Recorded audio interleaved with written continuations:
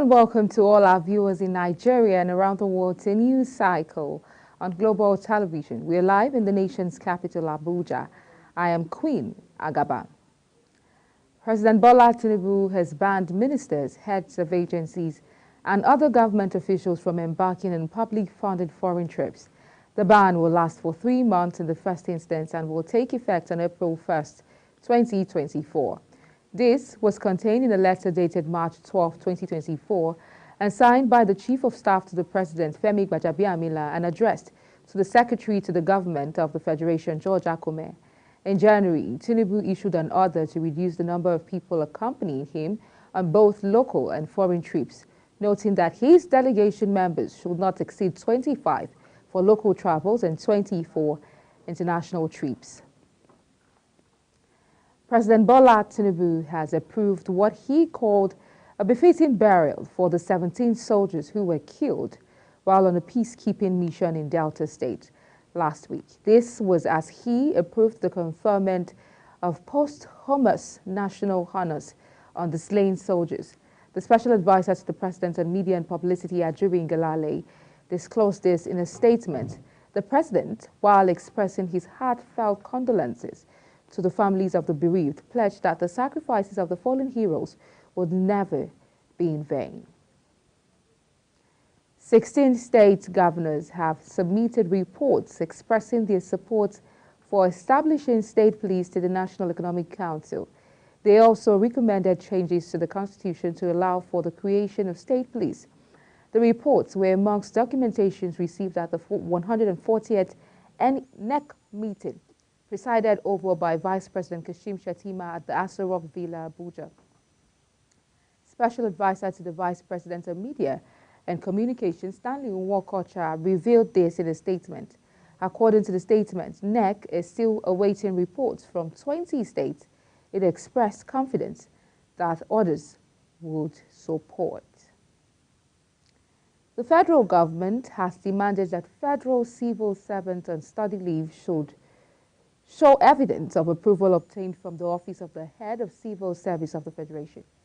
This is as the Head of Civil Service of the Federation, Folashade Yemi, noted that the federal government is now put in place a mechanism for routine verification of workers in the service in order to ascertain their true location. This was made known in a memo addressed to all permanent secretaries in Abuja. The federal government had in August 2021 raised the alarm over civil servants applying for study leave with admission letters obtained from suspicious foreign universities. Governor Hope Uzodinma of Imo State has approved the appointment of his brother Ferdinand Uzodinma as his Deputy Chief of Staff in charge of General Services. The governor also reappointed Cosmos Iwu as the Secretary to the state government, Nnamdi Anya-Echie as his Chief of Staff, and Sidney Agbo as his Deputy Chief of Staff in charge of operations. The three officials served in the same capacities in Uzodinma's first 4 years as governor. Also appointed Patrick Ekeji as the Deputy Chief of Staff in charge of administration, and Sam Nwaubasi named as the Special Advisor in Program and Policy Implementation and Monitoring.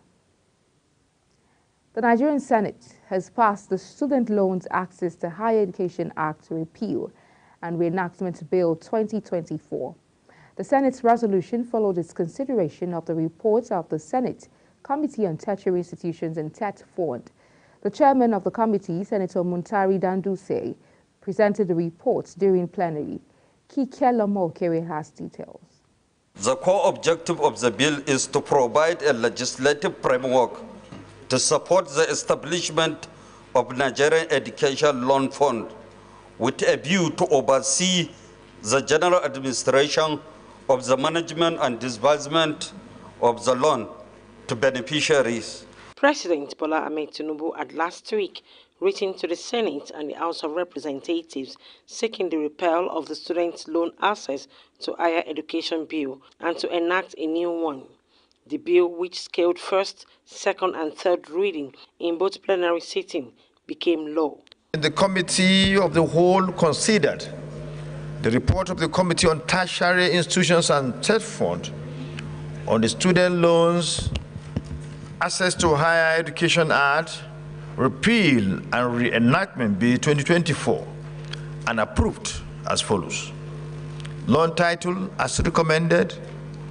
Number of clauses, clauses 1 to 36 as recommended. Interpretation, clause 37 as recommended. Short title, clause 38 as recommended. Schedules 1 as recommended. Explanatory memorandum as recommended.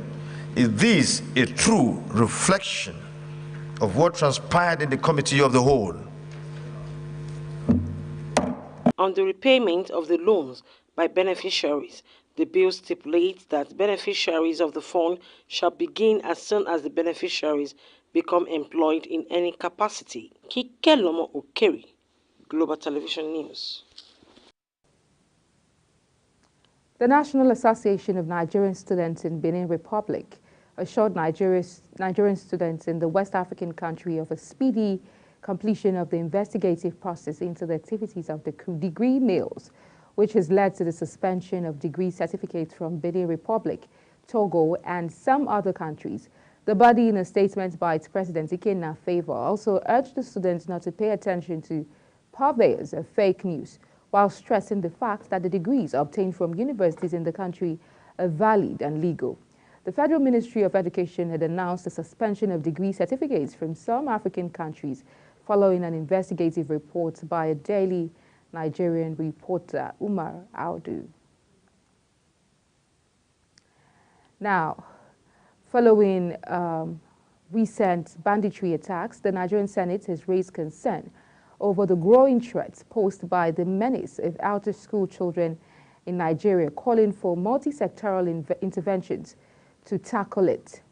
The upper chamber says the dangers posed to society by the growing number of out-of-school children is real, citing cases of banditry, kidnapping, armed robbery, murder, and other forms of violent crimes as manifestations. Lawmakers expressed their opinions as they debated a motion on the topic compelling need to tackle the challenge of out-of-school children in Nigeria, sponsored by Senator Adebule Idiat Oluranti from Lagos West. Kikelomo Okere has details. Adebule Idiat, representing Lagos West, in her motion says it has become worrisome, going by 2022 report of the United Nations Education, Scientific and Cultural Organization, UNESCO, that about 20 million Nigerian children are out of school, which represents 10% of the estimated Nigerian population of 200 million people, and also represents the highest number of the out-of-school children from any country globally. That the social impacts of having about 20 million out-of-school children on the Nigerian state will include impediment to achieving some of the United Nations Sustainable Development Goals, especially Goal 4, which is to ensure inclusiveness and equitable quality of education and promotion of lifelong learning opportunities for all. Making a contribution, former governor of Edo State, Senator Adams Oshomole, criticized state governors who claimed they could not afford the 50% counterpart fund to access the UBE program. It cannot be the truth that every governor can afford to buy the same bulletproof car. We can afford the same state-of-the-art government house, but we cannot afford to pay 50% subsidy to ensure that the child of the poor go to school. Other senators contributed to the debate by calling on the government at all levels to urgently arrest the trend. Those of us who will know the reasons, part of the reasons for banditry, will tell you that they are not educated. They don't have anything to do. Once their cows are taken away, they now engage in banditry. In his remark, President of the Senate, Godswill Akpabio, says, since education is the bedrock of all good things in any society, government at all levels should ensure that no school-aged child stay out of school in Nigeria.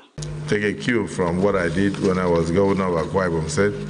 I signed the Child Rights Bill into law and I enshrined a provision of 6 months imprisonment for any guardian or parents that allows a child of school age to roam around the streets, go into hawking, or any other venture during school hours. And that way we had enforcers. We had special assistants to the governor on education monitoring, and they went around the state to search from local government to make sure that no child was left behind and no child was in a farm or was on the street or was selling newspapers during school hours. It was quite effective. And then we declared free and compulsory education in the state for all children of school ages, from primary school to senior secondary school, and opening it up to all Nigerian children who were residents in Akwa Ibom State for 8 years. Kike Lomo Okeri, Global Television News.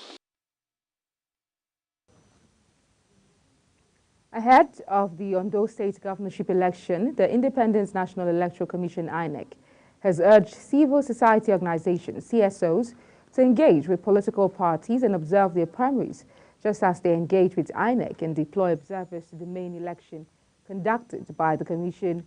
Professor Yakubu made this call while addressing CSOs at the first consultative meeting for the year in Abuja, adding that in doing so, will further strengthen CSO's advocacy for inclusivity for groups such as women, youth, and persons with disability that are underrepresented in elective offices at national and state level. Anthony Mamadou has details. In a strategic meeting with the CSOs, Professor Yakubu Mahmood urged them to submit their observation report, saying it is mandatory as one of the conditions for eligibility to observe future elections. He noted that going forward, the Commission will operate strictly on the policy of no observation report, no accreditation. Parties will commence their primaries for the governorship election in the next 2 weeks. 16 political parties out of 19 have so far indicated interest in participating in the election. I urge civil society organizations to engage with political parties and observe their primaries just as we engage with INEC and deploy observers to the main election conducted by the Commission. By doing so, you will strengthen your advocacy, particularly for inclusivity for groups such as women, youth, and persons with disability that are underrepresented in elected offices at national and state level. I want to reassure you that INEC will continue to partner with civil society organizations. We appreciate the observations and recommendations contained in your election. Responding on behalf of the CSOs, the Executive Director, Sustainable Gender Action Initiative, Mofiliat Fijabi, assures INEC of the commitment of CSOs to a smooth electioneering process. She added that the CSO will not relent in providing a voice for the voiceless in the society. For an inclusive democratic process driven by the kind of election that we all work together to have in this country. And of course, the fact that civil society organizations already work with political parties would also strengthen its observation of primaries, leading to the emergence of candidates in elections. The Commission, however, states that the forthcoming off-cycle governorship elections in Edo and Ondo states will hold as follows. The Edo governorship election to hold on Saturday, 21st September 2024, while that of Ondo State is scheduled for Saturday, 16 November 2024. Anthony Momodu reporting for Global Television News. The chairman, Independent National Electoral Commission, Professor Mahmood Yakubu, has cautioned media organizations against fake news and misleading reports ahead of the Edo and Ondo governorship elections. Yakubu gave the caution in Abuja during a consultative meeting with the media. He urged the media and the public to scrutinize the biodata credentials of the candidates when published as provided by law. Michael Edikan has details. The INEC chairman urged media organizations to engage with political parties as well as their aspirants on a report on the primaries with the same diligence and depth they report the main elections conducted by INEC. INEC board further assures that the Commission will continue to collaborate with the media on the activities of the electoral body. Important reality in today's age of information technology is the spread of fake news and misinformation instantly and on a global scale. As I said on many occasions, INEC does not believe in censorship. The best antidote to fake news is greater openness and transparency. It is in furtherance of this policy that the Commission interfaces regularly with stakeholders through our regular consultative meetings. We appreciate our partnership with the media, and I want to reassure you that INEC will continue to work very closely indeed with you.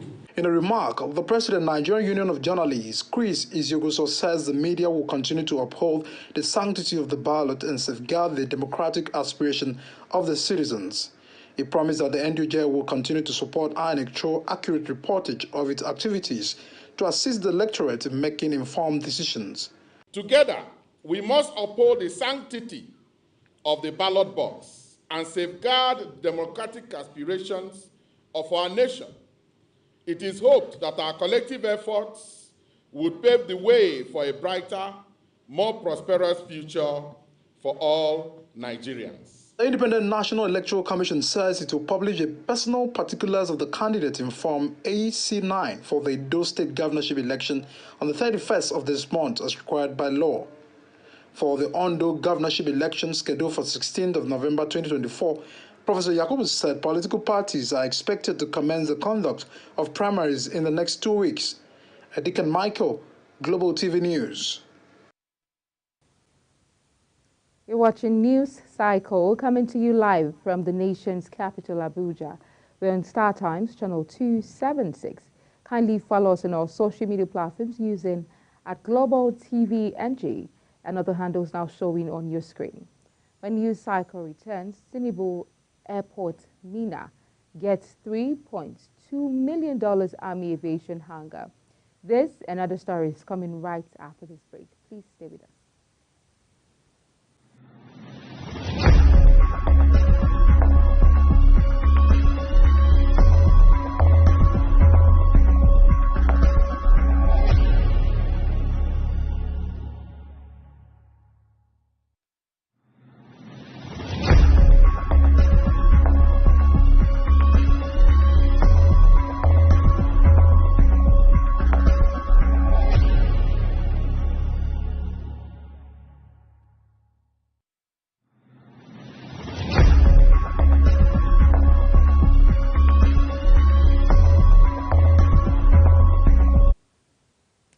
Many thanks for staying with us. Now, if you've just joined us, this is Global Television, bringing you live broadcast of the news cycle. On the foreign scene, increasing global water scarcity is fueling more conflict and contributing to instability. The United Nations warns in a new report which says access to clean water is critical to promoting peace. The UN World Water Development Report 2024, released on Friday, said 2.2 billion people worldwide have no access to clean drinking water, and 3.5 billion people lack access to safely managed sanitation. Girls and women are the first victims of a lack of water, says the report published by the UN Educational, Scientific and Cultural Organization, UNESCO, especially in rural areas where they have the primary responsibility of collecting supplies. Spending several hours a day on fetching water, coupled with a lack of safe sanitation, is a contributing factor to girls dropping out of school. UN agencies have long warned that not only are children and women at grave risk of thirst and starvation, but also the lack of clean water also has disrupted medical treatment and hygiene. Now, in business, Army aviation hangar worth 3.2 million naira is to be established at the newly renovated Bola Ahmed Tinubu International Airport in Minna. The coordinator, Nigerian Army Aviation, Brigadier General Musa Alkali, told Niger State Governor Mohammed Umaru Bago during a courtesy call in Minna that the Bola Ahmed Tinubu International Airport in Minna passed all the checklists for the creation of the hangar and the approval of the Federal Airports Authority of Nigeria, FAN, as well as the Federal Ministry of Aviation.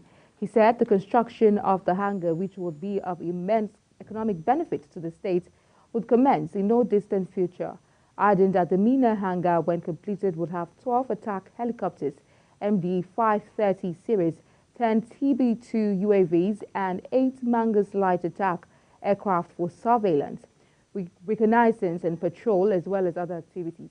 He further stated that with the creation of the hangar in Mina, the delay associated with maintenance of aircraft will be eliminated, and elites with private jets can park them in Mina at a minimum cost. The Minister of the Federal Capital Territory, FCT, Nyesom Wike, has presented the FCT 2024 statutory budget proposal of 1.147 trillion naira to both the Senate and House of Representatives committees on FCT. Making the presentation before the Senate committees, the FCT minister disclosed that the budget revenue sources will be made up of internally generated revenue, IGR, infrastructure support fund, among others. Kike Lomo-Okere has details. The Minister of Federal Capital Territory, Nyesom Wike, noted that the total sum of fiscal framework comprises of proposed distributable revenue of over 510.3 billion naira and non-distributable revenue of 637,416 billion naira. We have a fiscal framework of sum of 1,147,180,610,283 naira, comprising distributable revenue of 510.3 billion and non-distributable revenue of 637.4 billion. Wike, giving highlights of the FCT appropriation bill, says 280 billion naira is earmarked for overhead, 726 billion naira for capital projects, and 140 billion naira for personnel, bringing the total budget to 1.147 trillion naira. He further highlighted some of the projects to be executed from 2024 FCT statutory budget proposal, which has been proposed for the FCT 2024 statutory budget after due deliberations with all the revenue generating agencies of the FCT, also taking into consideration the parameters highlighted in paragraph 8 above. Now, when you compare the revised 2023 appropriation of the sum of 641 billion, there's an increase of the sum of 506 billion, which is 44%. In the 2024 statutory budget proposal. The increase is as a result of the expected loan from the commercial bank since we have exited from TSC in the sum of 500 billion. Presenting the budget before the House of Representatives Committee on FCT, Wike listed some of the critical projects to be executed by FCT administration in the 2024 statutory budget proposal, to include completion of roads B6, B12, construction of access road and car park for Abuja Light Rail Day Gwagwa Station, Lot 5, full scope of development of area road from Northway Park to other Northern Express. He also said there will be provision of engineering infrastructure to Guzapi, provision of engineering infrastructure to Wuye District, extension of Inner Southern Express from Southern Way Park to Ring Road, full scope development of FCT Highway, among others. It's important to note that the FCT statutory budget is mainly funded from 1%, from the proceeds of the 1% of the 52.6% of the statutory allocation of the federal government that comes from the federation account, and also internally generated revenue and other sources as contained in the revenue fiscal framework. Chairman of the House Committee on FCT, Honorable Aliu Betara, and other members of his committee assured the administration of their unwavering support, charging him to look at revenue generation and Area Council IGR. Kike Lomo-Okere, Global Television News. In fulfillment of his pledge to create a new security architecture to secure mining sites, the Minister of Solid Minerals Development, Dele Alake, has charged the 2,220-strong Mines Marshal tagged Hayakin Kogo to smoke out illegal miners and all those who flout the nation's mining laws. Family receiving the marshals drawn from the Nigeria Security and Civil Defense Corps, NSCDC, from the Commandant General, Abubakar Audi, representing the Minister of Interior, Honorable Olubumi Tunjiojo. Alake charged the new operatives to stem theft and all nefarious activities around the nation's mineral resources so that the nation can reap maximum benefit from its God-given resources. And that's it on the news cycle. And it came to you live from the nation's capital, Abuja. Don't forget, we're on Star Times, channel 276. Kindly follow us on our social media platforms using @GlobalTVNG and other handles now showing on your screen. I'm Queen Agaba. Thank you for watching and see you again.